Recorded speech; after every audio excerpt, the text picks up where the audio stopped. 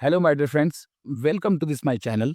स्वागत है आपका एग्जाम से पहले बहुत ही बेहतरीन चैप्टर इन्वायरमेंट के बारे में। जैसा कि आप जानते हैं कि क्लास 10th का एग्जाम बिल्कुल नज़दीक आ चुका है और इसी नज़दीक आए हुए एग्जाम को मद्देनज़र रखते हुए मैं आपको रैपिड रिवीजन लेके आपके सामने आ चुका हूं, जो बहुत ही कम समय में आपका पूरा चैप्टर फिनिश्ड कर देगा। ठीक है?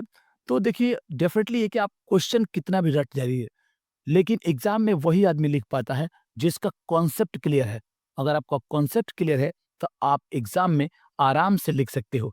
अगर आपको टॉपिक पता है, तो आप बना के भी आंसर लिख सकते हो। डेफ़िनेटली आपको ये बात पता होना चाहिए। तो इसी को मद्देनज़र रखते हुए मैं आपके सामने लेकर आया हूँ एनवायरनमेंट चैप्टर क्लास 10th का। ठीक है? आइए बात करते हैं सबसे पहले एनवायरनमेंट होता क्या है? Everything that is around us, which including both living and non-living things such soil, water, animal, plants, which adapt themselves to their surrounding। हमारे आसपास में जो भी चीज रहती है ना, चाहे वो लिविंग है या नॉन लिविंग है, जैसे कि सॉइल हो गया, वाटर हो गया, एनिमल हो गया, प्लांट हो गया, ये सभी क्या होते हैं? ये सारे जो हैं, ये हमारे इन्वायरमेंट के अंदर में आते हैं। ठीक है? आपको पता होगा जो भी चीज़ें आपको दिख रही है ना, वो सब क्या है? सब इन्वायरमेंट ही तो है। सिंपल सी बात है। ठीक है? इसमें एक टॉपिक आती है, इसका नाम है ecosystem. What is ecosystem? A communicative of living organism and their physical environment that interact together a physical area, उसको बोलते हैं हम लोग। देखो, जैसे कि आप जानते हो, हर एक क्षेत्र में, हर एक फील्ड में अलग-अलग एरिया होती है और अलग-अलग स्पेसिफिक एक एरिया होती है। वहाँ पर अलग-अलग जीव-जंतु रहते हैं, अलग-अलग तरह के प्राणी रहते हैं। जैसे स्थल हो गया, जल हो गया, आसमान हो गया। हर एक अलग-अलग जगहों पे अलग-अलग तरह के प्राणी, जीवित जो चीज़ें होती हैं, लिविंग थिंग होती है या नॉन लिविंग थिंग, जो भी चीज़ होती है, वो रहती हैं। ठीक है? उन्हें बोलते हैं हम इकोसिस्टम। ठीक है? अब देखिए, इकोसिस्टम कितने प्रकार के होते हैं? तो इकोसिस्टम होते हैं आपके 2 प्रकार के। एक होता है नेचुरल इकोसिस्टम और एक होता है आर्टिफिशियल इकोसिस्टम। सबसे पहले ये देखेंगे कि नेचुरल इकोसिस्टम क्या होता है?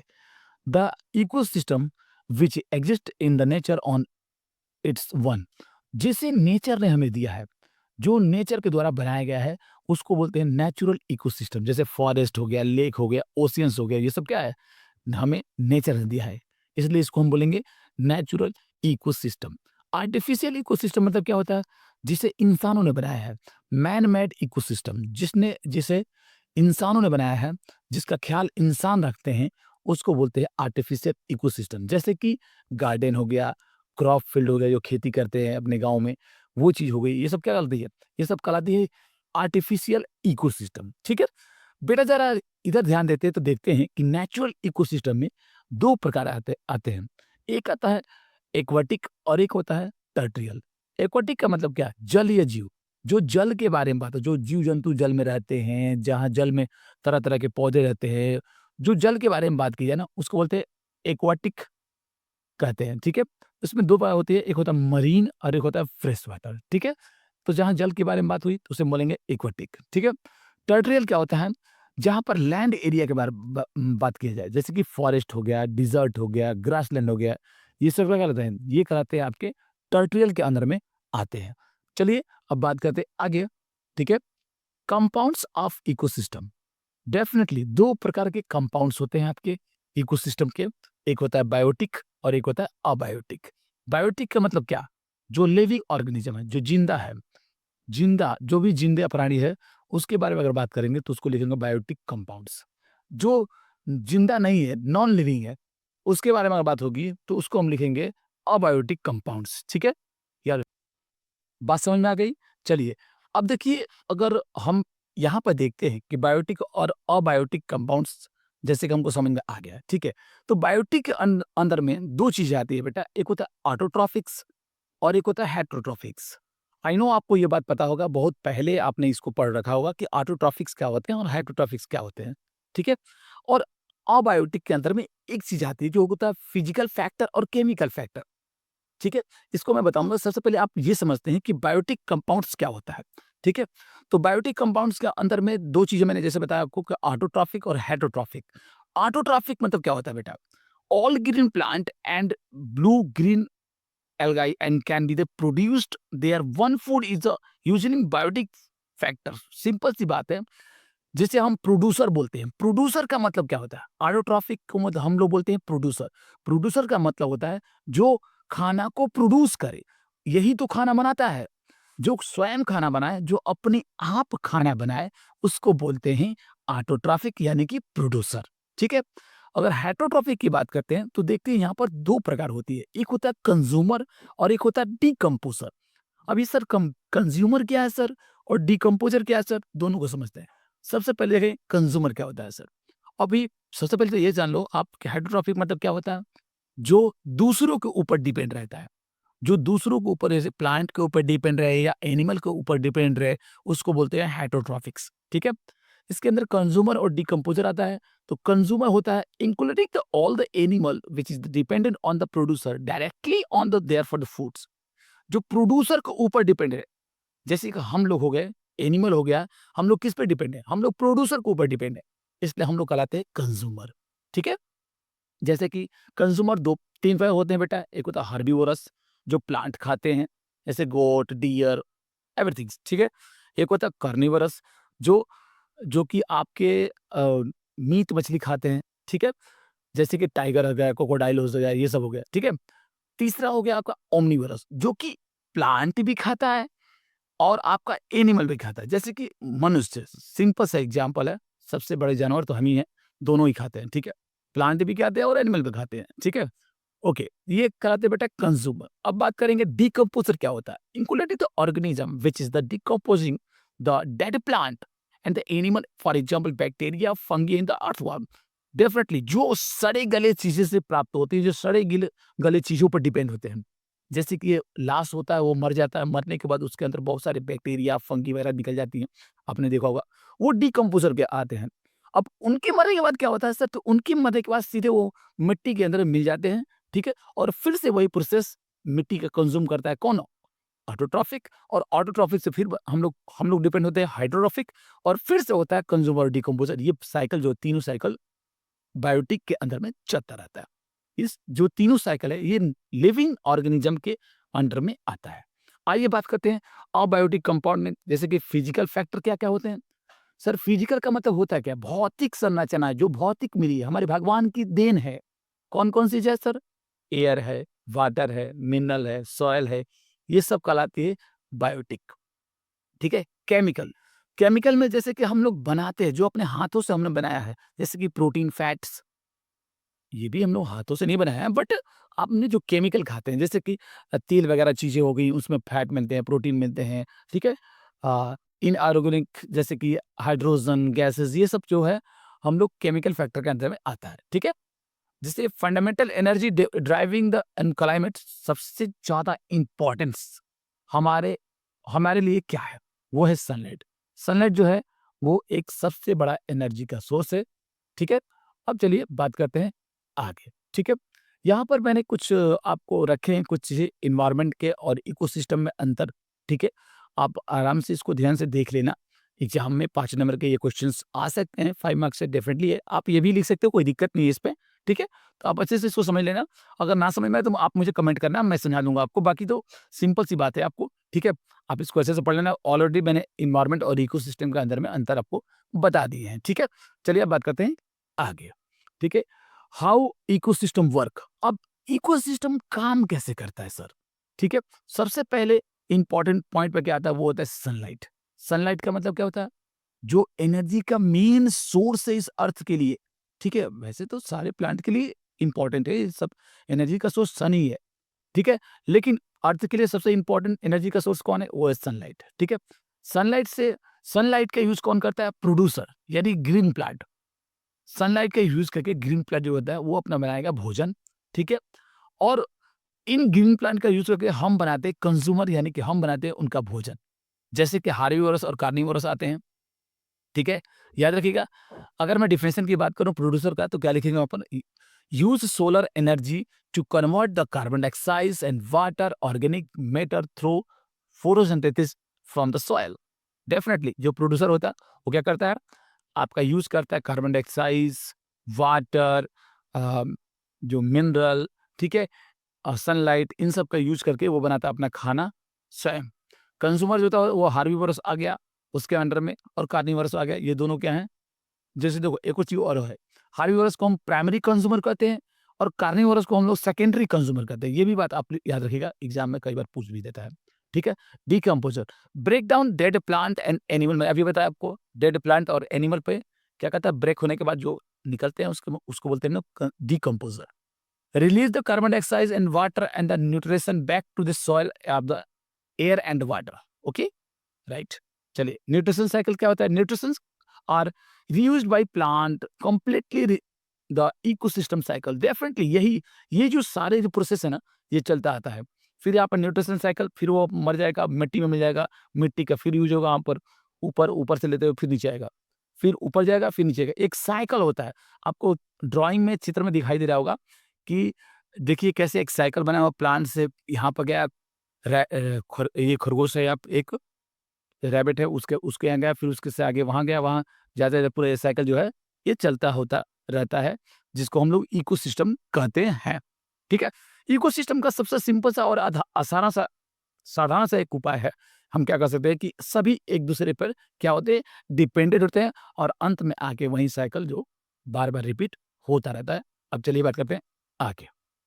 फूड चेन और web chain, very very most important topics है। ठीक है, ध्यान से समझिएगा। फूड चेन का मतलब क्या होता है?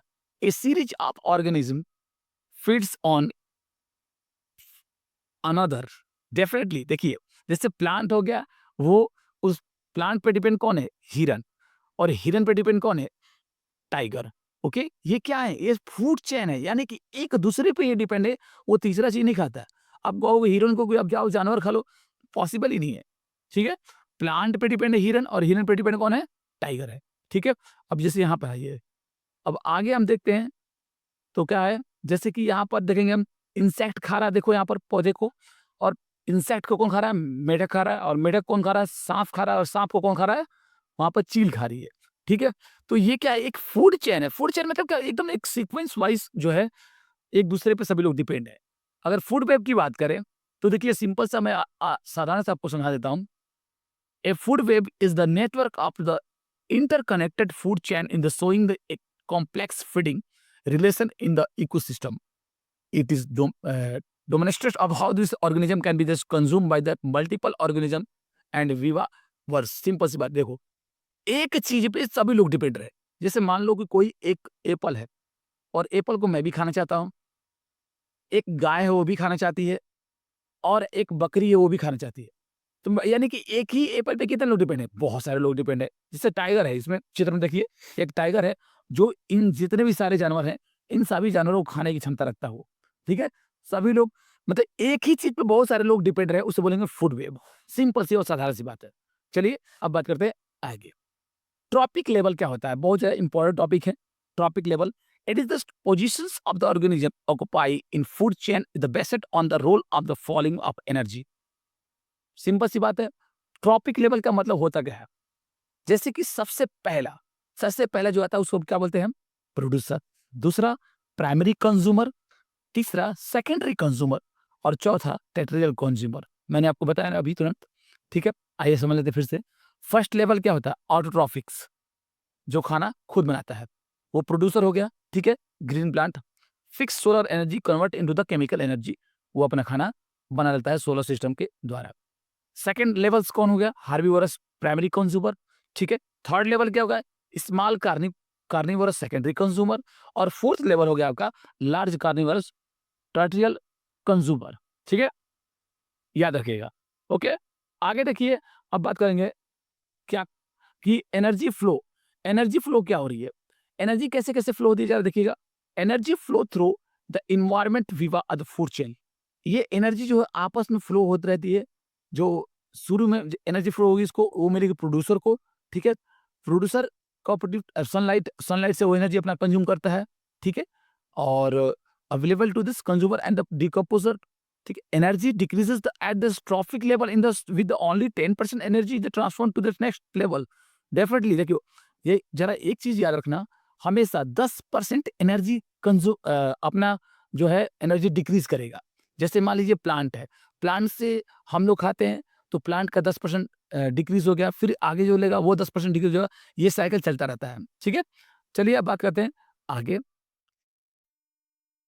देखिए बायो मैग्निफिकेशन क्या होता है, ये जो ऊपर की ऑब्जर्वेशन अबाउट आप एनर्जी फ्लो दिया है, ये आप देख लें कि एनर्जी कैसे कैसे डिक्रीज होती है और कैसे कैसे इंक्रीज होती है ट्रॉफी लेवल के अंडर में आते हुए। ठीक है, ये कोई ज़्यादा इंपॉर्टेंट नहीं है, इसको मैं छोड़ देता हूँ। ठीक है, अब ध्यान से देख लें, अगर ना समझ में तो आप मुझे कमेंट करना, मैं बता दूंगा। ठीक है, बायो मैग्निफिकेशन क्या होता है, देखिए progressive accumulations of the harmful chemical parasite in organism at the higher trophic level।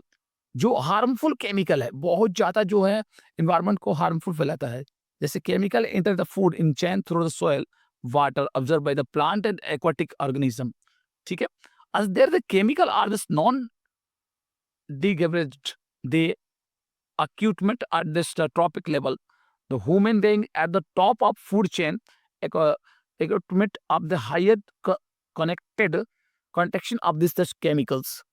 देखो बायोकेमिकल्स बायोमैग्निफिकेशंस का मतलब होता क्या, सिंपल सी बात होती है।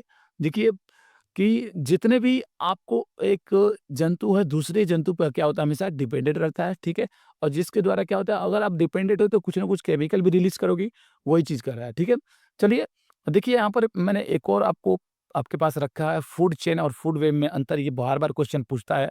ठीक है, कि what is the difference between food chain and food web, आप इसको भी ध्यान से देख लेना। ठीक है, ना समझ में तो मुझे बताना, लेकिन बट आप इसको ध्यान से देख लेना, एग्ज़ाम में 5 नंबर का ये क्वेश्चन ज़रूर आता है, what is the difference between food chain and food web.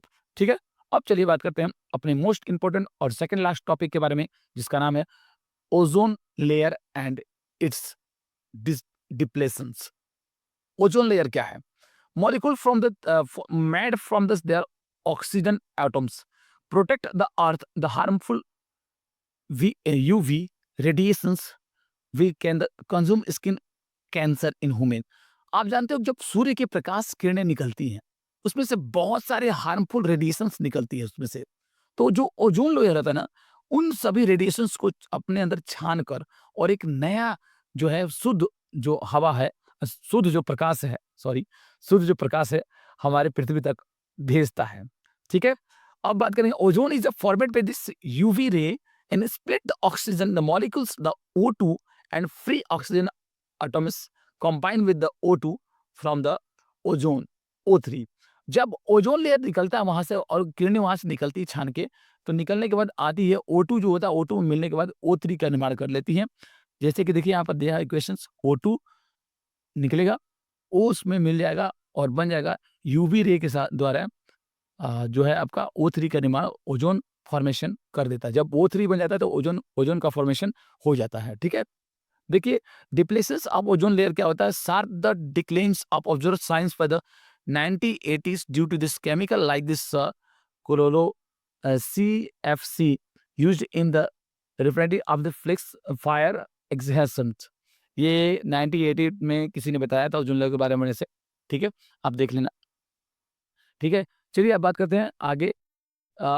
गैब्रेज disposal, ये बहुत ज़्यादा क्वेश्चन मैंने देखा, बहुत सारे मैंने क्वेश्चन पेपर मैंने पढ़ा और उसमें देखा कि ये चीज़ बार-बार ये क्वेश्चन रहती है कि बायो गैब्रेज क्या होता है? ठीक है, तो गैब्रेज डिस्पोजल का मतलब क्या होता है? वेस्ट चीज़, जो घर के कूड़े-कचरे होते हैं ना, उनको सही उपयोग कैसे कर सकते हैं और या उनसे हम कैसे बच सकते हैं या उनका यूज़ कैसे करते हैं, इन सब चीज़ों के बारे में इसमें बताया गया है। Implement of this lifestyle have this result in this accumulations of the large amount of the waste material। जो वेस्ट मटेरियल होती है ना, बहुत ज़्यादा मात्रा में जो वेस्ट मटेरियल होती है, उन सभी को, उन सभी चीज़ों को हम सही यूज़ कैसे करते हैं? जैसे टाइप ऑफ वेस्ट मटेरियल, कितने प्रकार के खराब चीज़ें होती हैं जो वेस्ट मटेरियल कहते हैं। एक होता है बायोगैब्रेस्ट, एक होता है नॉन बायोगैब्रेस्ट। ठीक है, तो ध्यान से देख लेना, ये बड़ा क्वेश्चन पूछा जाता है कि what is the difference between बायोगैब्रेस्ट and non बायोगैब्रेस्ट। तो बायोगैब्रेस्ट waste material can that is broken down into the simpler substance that the natural process such as the action of microorganism bacteria and fungi. जैसे कि आप जानते हो कि जो waste material होती है छोटे छोटे टुकड़े में बढ़ जाती है, उसके अंदर से जो बैक्टीरिया और फंगी निकलने लगती है, ठीक है, वो बायोगैब्रेज के अंदर में आती है। Example food waste paper, carton, vegetable peels, ये सब जो है इनका हम यूज़ कर सकते हैं उसमें, ठीक है? इनको हम लोग उसमें वेस्ट बायोगैस के अंडर में रखते हैं, ठीक है? अब देखिए नॉन बायोगैस क्या होता है? Waste material that is can not be the broken down by this natural process and the remain for the environment for the long time, जिसमें मटेरियल जो होती है एनवायरनमेंट के थ्रू लॉन्ग टाइम तक रह जाता है उसके अंदर। जैसे प्लास्टिक हो गया, ग्लास हो गया एंड मेटल्स हो गया। ये जो होते हैं ये बहुत दिनों तक जो है सड़े-गले चीज़ होते हैं। बहुत दिनों तक जो है ये उसके अंदर में जो है पड़े रहते हैं। आप अगर इसको फेंक दोगे कहीं बाहर में या घर के अगल-बगल में, तो बहुत दिनों तक इसमें जो है वेस्ट चीज़ें बनी रहेंगी। ये जल्दी खत्म नहीं होता है एनवायरनमेंट से, ठीक है? अब देखिए harmful effect of the wastage, ozone depletions, air, soil and water pollutions, bio accommodations, biomagnifications, ये सब सारे जो हैं इसके अंडर में बायो और गैबरेज डिस्पोजल में आते हैं, ठीक है? लास्ट टॉपिक के बारे में अपने बात करेंगे एकदम, ठीक है? बस थोड़ा-सा और बच गया है, ध्यान दीजिएगा, ठीक है? अब देखिए अपने लास्ट टॉपिक के बारे में बात करें, some method of the wastage of disposal. कुछ बढ़िया आपको मेथड बताऊँ जिसका आप सही उपयोग कर सकते हैं। जैसे बायोगैब्रेज plant is convert into the बायोगैब्रेज in the waste into the बायोगैब्रेज in the mature, ठीक है? Squeeze the terminated up plant and clean drain water before the releasing into the river. River में जो है आप रिवर को सफाई कर सकते हैं, ठीक है? आसपास के जो जो जितने भी कचरे होते हैं उसको सफाई कर सकते हैं। लैंड फिलिंग्स ऑफ द ब्रिलिंग्स of the compact of waste low lying areas, जो एरियाज होती हैं लो लाइंग एरियाज होती हैं, जो आप देखे होंगे गाँव में जो है जहाँ गरीब बहुत ज़्यादा लोग रहते हैं वहाँ पर भी बहुत सारे कचरे होते थे, ठीक है? Compressing of the turn organism waste into the manner in the compost of peat, recycling process non-biogabres waste into the new terms, एक नया चीज बना सकते हैं उससे, रिटर्न रीयूज कर सकते हैं उसको, reuse use for the it means against like the making of environment from the newspaper, जो वेस्ट चीज होती है उनका रीयूज करके आप पेपर भी न्यूज़पेपर बना सकते हैं, ठीक है? Intention of burning the waste of the high temperature in the form of ask the reducing its the volumetry of the commonly used in for the hospital waste disposal, जो है आप देखिए जैसे आप हॉस्पिटल में देखे होंगे बहुत सारी चीजें होती हैं। बेसिकली अगर बात किया जाए तो बहुत सारे ऐसे वेस्ट चीजें होती हैं जिनका आप रीयूज करके एक नए चीज का निर्माण कर सकते हैं, ठीक है? आप आशा नहीं पूर्ण विश्वास है आपको ये वीडियो बिल्कुल पसंद आई होगी। तो प्लीज़ जितना हो सके वीडियो को लाइक करें, सब्सक्राइब करें और जितना हो सके शेयर करें, और ऐसे ही आपको लगातार आपके वीडियो आते रहेंगे। एग्ज़ाम से पहले तक आपके पूरा चैप्टर में A to Z one shot video में करा दूँगा, ठीक है? आई होप ये वीडियो थोड़ी-सी लंबी होगी, बट आप प्लीज़ इसको डिटेल में देखना और अपने नोट्स ध्यान से केयर करना, क्योंकि बेटा क्वेश्चन कितना भी याद कर लो, वो एग्ज़ाम में नहीं आते हैं जब तक आपको कॉन्सेप्ट क्लियर नहीं है। अगर कॉन्सेप्ट क्लियर रहेगा, तो डेफ़िनेटली अगर आपको याद रहे या ना रहे, लेकिन आप बना के ज़रूर लिख सकते हो, और कितना भी रट्टा मार लो, वो कभी भी काम नहीं आता है जब तक आपका कॉन्सेप्ट क्लियर है। अगर कॉन्सेप्ट क्लियर है तो आप डेफिनेटली एग्जाम में बढ़िया मार्क्स कर सकते हो। Okay, thank you for the loving support. जय हिंद।